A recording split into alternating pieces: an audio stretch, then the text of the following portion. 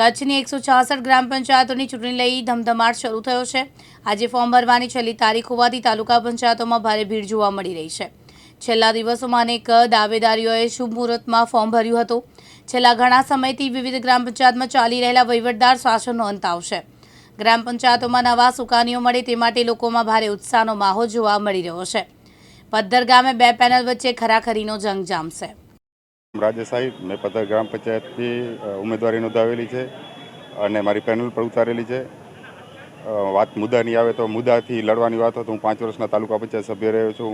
મારી અત્યારે ઘરેથી પણ રનિંગ તાલુકા પંચાયત સભ્ય છે અને ગામના વિકાસમાં હર હંમેશા સાથે રહ્યા છે, વિકાસમાં સાથે રહ્યા છે। હર હંમેશા નનકા માણસના કામ માટે ફોનથી થતું હોય તો ફોનથી અને રૂબરૂ જવું પડતું હોય તો રૂબરૂ અને કોઈ પણ સમય જોયા વગર, કોઈ પણ સમય ઘડિયાળ જોવા વગર જ્યારે જરૂર પડી છે ત્યારે ગયો છું અને એ જ કામના આધારે હું અત્યારે ગામ લોકો પાસેથી મત માગું છું।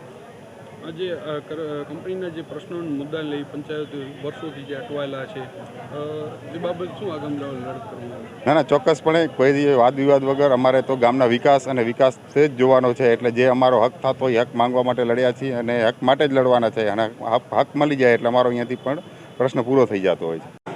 મેપા ભીમા કુંગલા, ગામ પદ્ધર, તાલુકો ભુજ। આજે જે દાવેદારી નોંધાવી છે કયા પ્રશ્નને લઈને ચૂંટણી જાણ છે, શું કહેશો?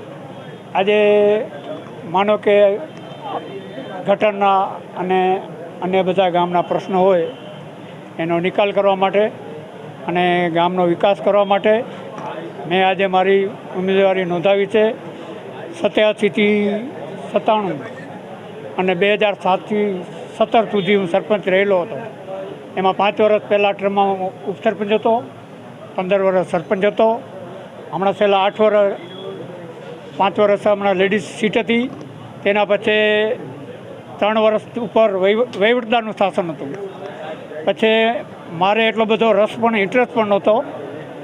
પહેલાં મેં 2007થી 17 સુધી આ ગામનો નવી સ્કૂલો, કુમાર શાળા, કન્યા શાળા, હાઈસ્કૂલ, કન્યા શાળાની મંજૂરી, હાઈસ્કૂલની મંજૂરી, સેન્ટ્રલ બેંક શાખાની મંજૂરી, પોલીસ સ્ટેશન, પાણીનો ઊંચો ટેક, પાણીના બોર, અન્ય કામ મારા 2007થી 2017 30/4/2017 સુધી મારી મુદત પૂરી થઈ અને એ 10 વર્ષના દાયકામાં બહુ મોટો વિકાસ થયો અને કંપનીનો ફંડ પણ જે આવ્યો એને સીસી રોડ કે અન્ય કામમાં પણ વાપર્યો અને આજુબાજુમાં અમારા ગામનો સારો વિકાસ થયો। પણ અત્યારે મોટો પ્રશ્ન ગટરનો હોય, કારણ કે ગટર જ્યારે બની એને લગભગ 2002માં સામતભાઈ સરપંચ હતા એને બનાવી હતી અને ગટર વ્યવસ્થિત, પણ કારણ કે ગટર એ વસ્તુ એવી છે કે ઘણા વર્ષો થાય એટલે એને પાણીનો જંગ લાગે, કાદો લાગે, કાયો લાગે, એટલે ગટરની સમસ્યા અત્યારે રહે। બાકી તો ગામની અંદર અમારો વિકાસ પણ સારો છે। ગામ અમારું એકતાવાળું છે।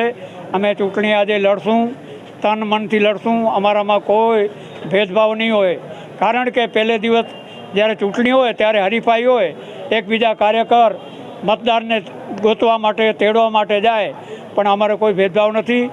અમે આવશું તો ચોક્કસપણે જે બાકી જટિલ પ્રશ્ન જે હશે એ ઉકેલશું, એ રીતે મારી ઉમેદવારી નોંધાવી છે। અલી મોહમ્મદ ચાકી, દિવ્યાંગ ન્યૂઝ, કચ્છ।